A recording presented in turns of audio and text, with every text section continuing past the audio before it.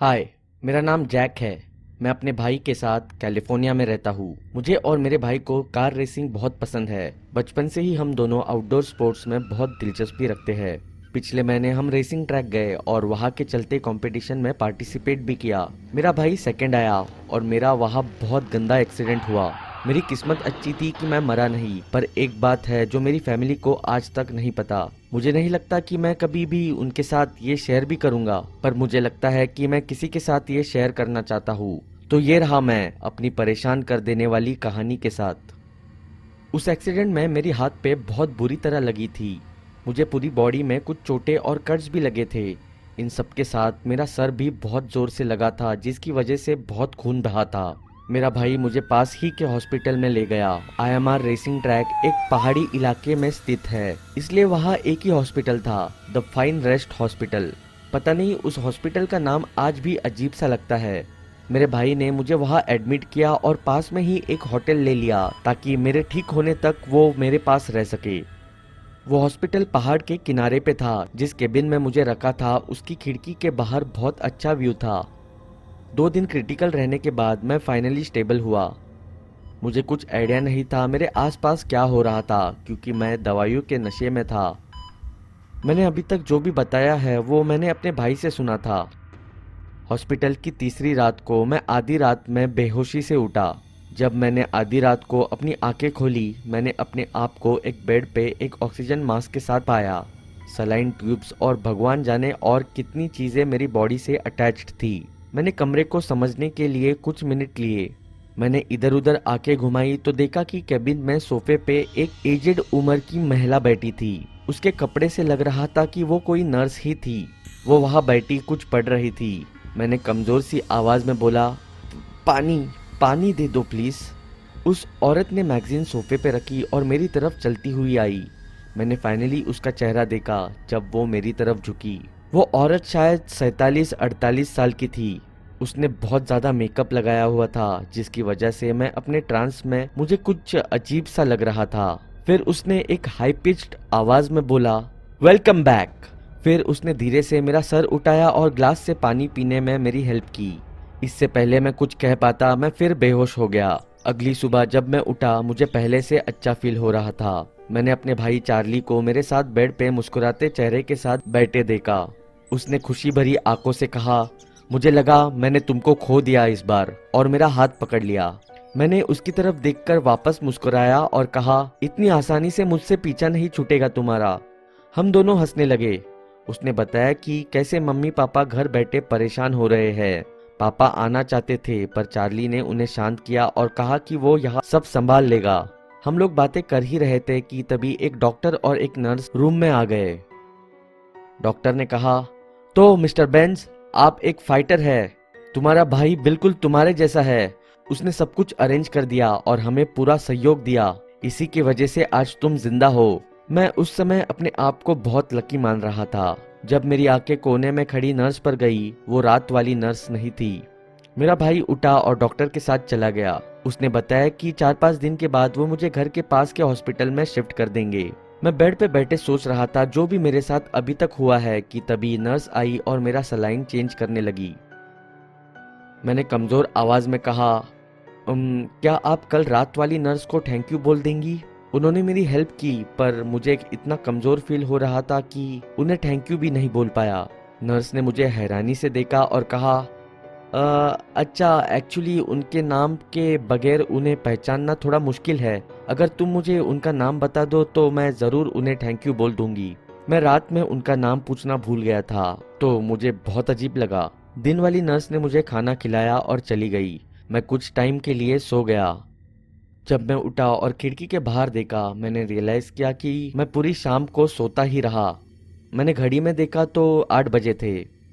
मैं किसी को बुलाने का सोच ही रहा था कि तभी मुझे कुछ जानी पहचानी आवाज सुनाई दी। जब मैंने केबिन के दरवाजे की तरफ देखा तो वहाँ कल रात वाली नर्स खड़ी मुझे देखकर स्माइल कर रही थी। उसकी अजीब तरह की लाल रंग की लिपस्टिक की वजह से वो बहुत डरावनी लग रही थी। पर उसने कहा, कैसा फील कर रहे हो जैक?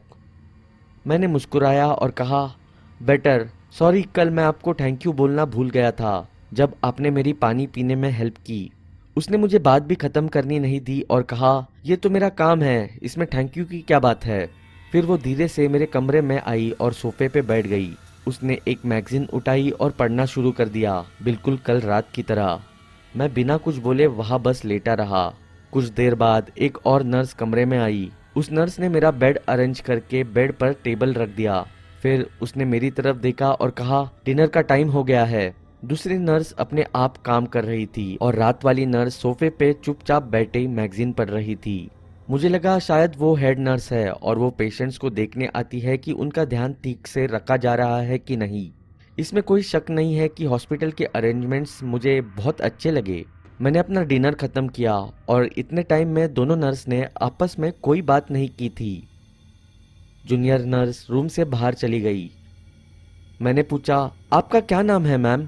इस बार नर्स ने मैगजीन नीचे रखी और मेरी तरफ देखने लगी। उसने मुझे देख के स्माइल किया और मुझे उसका टूटा हुआ दांत दिख रहा था। उसने जवाब दिया, सब मुझे नर्स बेल्फर्ड बुलाते हैं। वो फिर उठी और कमरे से चली गई। उसका व्यवहार मुझे कुछ अजीब सा लग रहा था क्योंकि वो मेरी केबिन में आकर बस बैठ जाती थी। जितनी बार रात में मैं नींद से उठा तो उसे सोफे पे बैठे मुझे घूरते हुए पाता। जब भी हमारी आंखें मिलती तो वो अजीब ढंग से मुस्कुराने लग जाती। एक सुबह जूनियर नर्स मेरा ब्रेकफास्ट लेके आई। मैंने पूछा, मिस बेल्फर्ड मुझे कभी दिन के टाइम विजिट क्यों नहीं करती? नर्स से जूस ट्रे गिर गया, जैसे मैंने उनसे कुछ खौफनाक पूछ लिया हो। फिर उसने मेरी तरफ देखा और मैंने उसके माथे पर पसीना आते देखा। उसने धीमी आवाज में कहा, तुम नर्स बेल्फर्ड के बारे में कैसे जानते हो? मैंने उलझन भरी आवाज में जवाब दिया, क्योंकि वो मुझे लगभग हर रात आके विजिट करती है। मुझे अजीब लगा क्योंकि वो कभी दिन के टाइम नहीं आती, तो मैंने ऐसे ही पूछ लिया। नर्स ने मुझसे पूछा, तुम्हारा मतलब है कि तुमने उन्हें अपने कमरे में देखा? मैंने इरिटेट होते हुए कहा, ऑफ कोर्स, ये कैसा सवाल है? वो यही बैठी थी जब कल रात तुम डिनर लेके आई थी। तुमने उन्हें सोफे पे बैठा नहीं देखा? नर्स बहुत ज्यादा डर गई और बोली, सुनो मेरी बात, बहुत ध्यान से सुनना। ये तुम्हारी आखिरी रात है इस हॉस्पिटल में। मैं जैसे कहती हूँ बिल्कुल वैसा करना।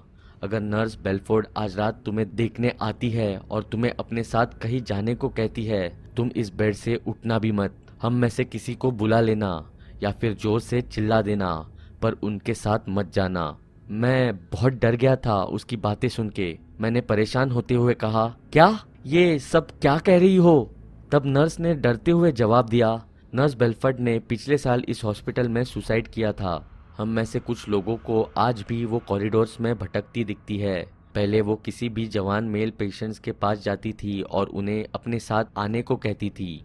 हमने ऐसे 3 पेशेंट्स देखे हैं जिनकी डेथ बिल्कुल नेचुरल नहीं थी। लोग कहते हैं कि उसका अफेयर उससे छोटे उम्र के एक आदमी के साथ चल रहा था। उस आदमी ने उसका दिल तोड़ा था और तब से उसकी आत्मा जवान आदमी जो भी यहाँ आता है उनसे बदला लेने के लिए भटकती रहती है। मेरा सर दर्द से फटा जा रहा था। मुझे विश्वास नहीं हो रहा था कि मैं अभी तक एक मरे हुए इंसान से बातें कर रहा था।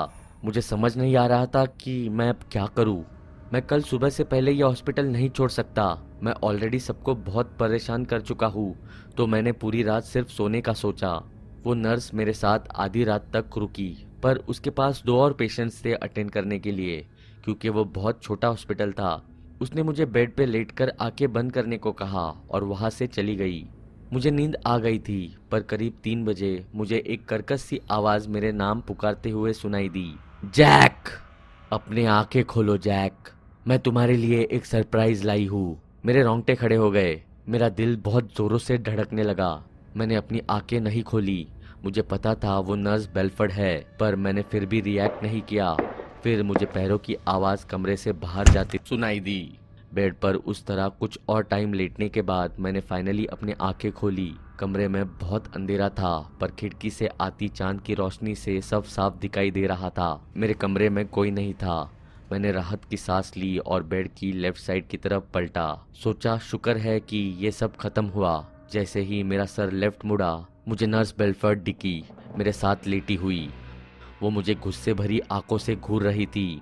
उनका चेहरा बहुत ज्यादा भयानक लग रहा था। उनके लाल होठों से खून टपक रहा था। उनकी आंखें इतनी बड़ी थी कि मेरी आत्मा तक देख पा रही थी। फिर उन्होंने एक डरावनी आवाज में कहा, तुम्हें लगता है तुम मुझे ऐसे इग्नोर कर सकते हो? मैंने तुम्हारा ध्यान रखा था और तुम मेरे साथ ऐसा बर्ताव कर रहे हो। फिर उन्होंने अपना मुंह खोला और उसमें काली मक्खियों का झुंड निकलता आया। उन मक्खियों की आवाज से मेरे कान सुन्न हो गए थे। मुझे लग रहा था शायद ये मक्खियां मुझे घोट देंगी और कल का सूरज शायद मैं नहीं देख पाऊंगा। मैं जितनी तेज हो सका उतनी तेजी से चिल्लाया। डॉक्टर और जूनियर नर्स भागते हुए मेरी केबिन में आए और लाइट जला दी। डॉक्टर को लगा जैसे मुझे कोई पैनिक अटैक आया है। उस दिन मैं अपने घर आ गया, पर आज भी जब मैं आंखें बंद करता हूँ मुझे सोच के भी डर लगता है कि अगर मुझे नर्स बेलफर्ड फिर से दिख गई तो मेरे बेड पे मेरे साथ बैठी हुई